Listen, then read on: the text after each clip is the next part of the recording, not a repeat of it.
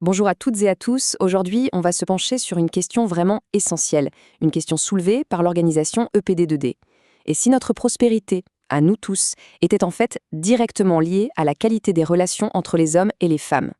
C'est un lien qu'on oublie souvent et EPD2D a décidé qu'il était temps d'en débattre. Et voilà, tout est dit, ou presque. C'est l'idée centrale, le cœur du sujet. La vraie prospérité, ce n'est pas juste une question de chiffres sur un compte. Non, ça va bien plus loin. Ça touche à la qualité de nos liens, à notre bien-être intérieur et même à la stabilité de la société tout entière. Alors, on peut se demander pourquoi ce débat est-il si crucial, justement maintenant?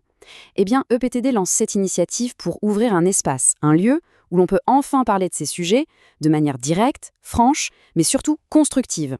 Bon, pour discuter d'un sujet aussi personnel, aussi sensible, sans que ça parte dans tous les sens, il faut un terrain d'entente, un cadre neutre sur lequel tout le monde est d'accord. Et c'est là qu'interviennent les fameux ODD, les objectifs de développement durable. Ce qui est vraiment bien avec cette approche, c'est que les ODD, c'est une feuille de route mondiale acceptée par quasiment tous les pays. Ça nous donne un langage commun, un vocabulaire partagé. Du coup, ça garantit que la discussion reste ciblée, légitime et qu'on avance des manières constructives. Évidemment, quand on parle de relations hommes-femmes, on pense tout de suite à l'ODD numéro 5, sur l'égalité des sexes. C'est logique. Mais le débat est bien plus large. Il est aussi directement connecté à l'ODD 8, parce que les pressions économiques, le stress lié au travail, eh bien, ça pèse énormément sur les relations. Et ça touche aussi à l'ODD 3, parce que des relations saines, c'est la base de notre santé, mentale comme physique. Pour voir à quel point ce lien est réel, regardons un exemple très parlant. Pour que ce soit bien concret, qu'on comprenne bien l'impact, retenons ce chiffre, 72%. Ce chiffre, il ne sort pas de nulle part, hein. Au Bénin, c'est le taux de sous-emploi.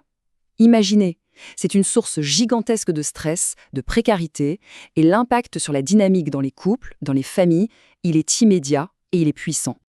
Alors, face à ce constat, qu'est-ce qu'on fait? Que propose EPT2D? Leur réponse, c'est une approche qu'ils appellent holistique. Un mot un peu complexe pour dire quelque chose de simple. On regarde la personne dans son ensemble, dans toutes ses dimensions. Voyons ce que ça veut dire concrètement. Leur approche, elle tient sur 3 grands piliers, 3 axes de travail conçus pour nous aider à construire des relations plus équilibrées. Le premier, l'autonomie économique. Le deuxième, le développement personnel et la résilience. Et enfin, le troisième, la collaboration constructive. Le premier pilier, il est hyper concret. Il s'agit de donner les bons outils, notamment via une école en ligne, pour que chacun puisse développer son indépendance financière. Le but est simple, faire baisser les tensions liées à l'argent et par la même occasion, renforcer la confiance au sein du couple. Le deuxième pilier, c'est le travail sur soi, le développement personnel. L'idée, c'est d'aider chacun à cultiver sa force intérieure, sa confiance.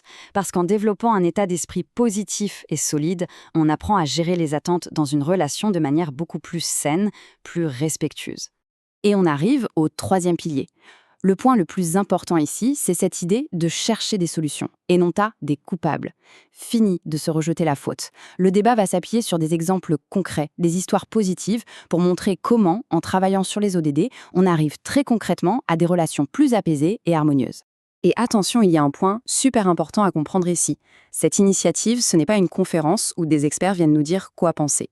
C'est tout le contraire. C'est une invitation, une porte ouverte pour que tout le monde participe à la conversation. D'ailleurs, cette citation de Guy Johnson d'EPT2D résume l'esprit du projet à la perfection.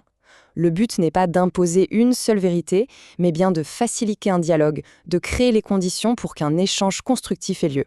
Concrètement, le débat va tourner autour de quelques grandes questions fondamentales, du genre, au fond, c'est quoi nos vraies aspirations dans une relation?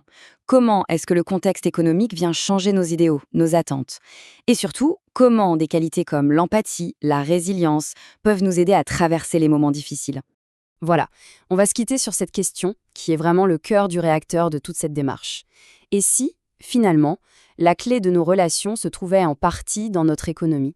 Si en travaillant à une prospérité mieux partagée, on construisait en même temps les fondations de relations plus fortes, plus saines, plus épanouissantes? C'est une question qui mérite, je crois, qu'on y réfléchisse tous un peu.